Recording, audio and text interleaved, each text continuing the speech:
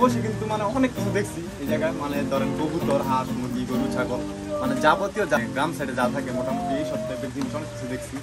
ফুল natural অনেক কিছু জিনিস আছে, অনেক ভালো লাগছে আমার কাছে জায়গাটা।